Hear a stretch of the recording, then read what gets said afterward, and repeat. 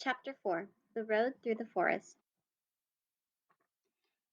After a few hours, the road began to be rough, and the walking grew so difficult that the Scarecrow often stumbled over the yellow brick, which were here very uneven.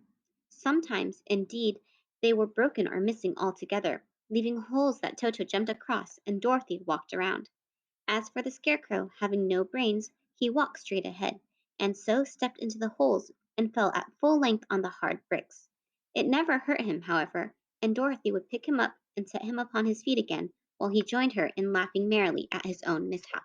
The farms were not nearly so well cared for here as they were farther back. There were fewer houses and fewer fruit trees, and the farther they went the more dismal and lonesome the country became. At noon they sat down by the roadside, near a little brook, and Dorothy opened her basket and got out some bread.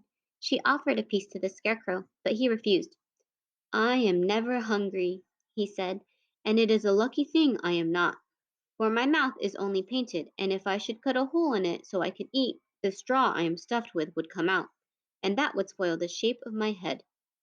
Dorothy saw at once that this was true, so she only nodded and went on eating her bread. "Tell me something about yourself and the country you came from," said the Scarecrow when she had finished her dinner. So she told him all about Kansas, and how great everything was there, and how the cyclone had carried her to this queer land of Oz. The Scarecrow listened carefully and said, "I cannot understand why you should wish to leave this beautiful country and go back to the dry, gray place you call Kansas." "That is because you have no brains," answered the girl. "No matter how dreary and gray our homes are, we people of flesh and blood would rather live there than in any other country, be it ever so beautiful.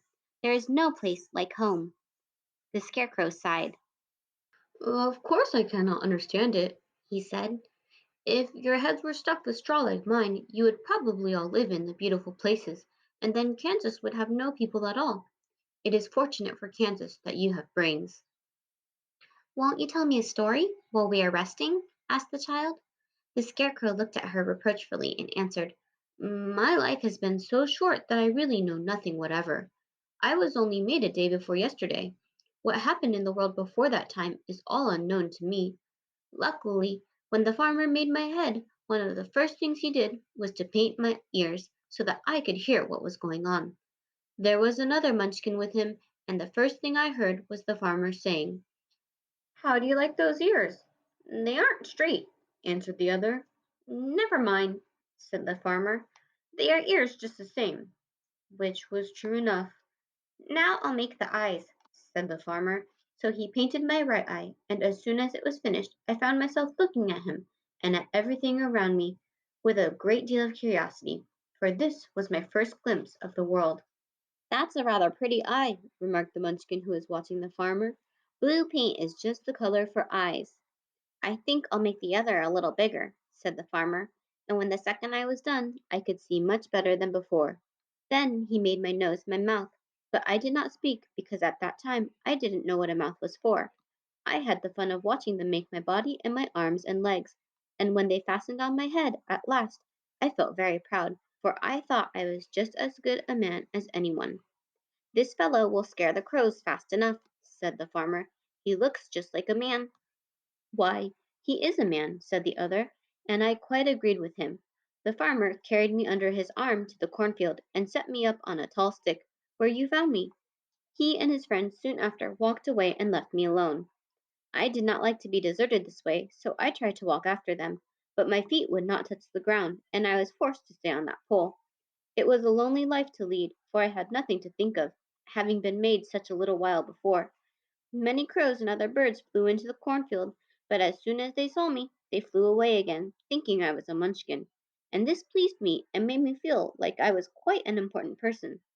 By and by an old crow flew near me, and after looking at me carefully, he perched upon my shoulder and said, "I wonder if that farmer thought to fool me in this clumsy manner.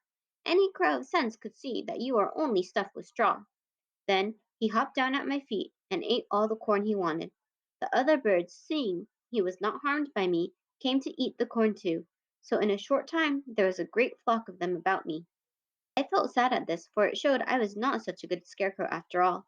But the crow comforted me, saying, "If you only had brains in your head, you would be as good a man as any of them, and a better man than some of them." Brains are the only things worth having in this world, no matter whether one is a crow or a man. After the crows had gone, I thought this over and decided I would try hard to get some brains. By good luck, you came along and pulled me off the stake, and from what you say, I am sure the Great Oz will give me brains as soon as we get to the Emerald City. I hope so, said Dorothy earnestly, since you seem anxious to have them. Oh, yes, I am anxious, returned the Scarecrow. It is such an uncomfortable feeling to know one is a fool.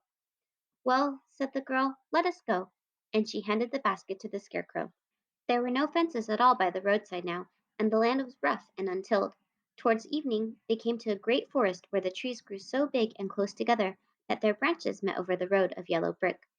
It was almost dark under the trees, for the branches shut out the daylight, but the travelers did not stop and went into the forest. If this road goes in, it must come out, said the Scarecrow, and as the Emerald City is at the other end of the road, we must go wherever it leads us. Anyone would know that, said Dorothy. Certainly, that is why I know it, returned the Scarecrow.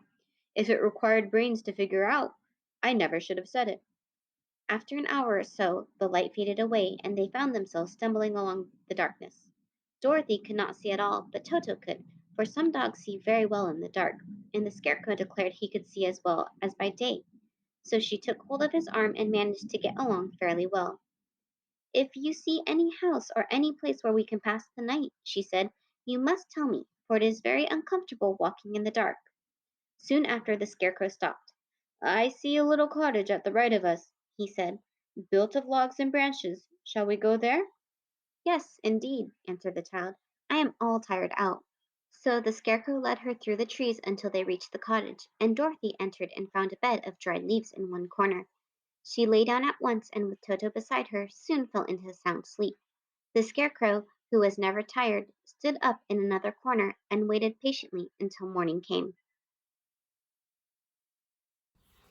And that concludes our Wizard of Oz chapter. In the next chapter, we will be seeing this image. So go ahead and make a prediction about what you think will happen in the next chapter.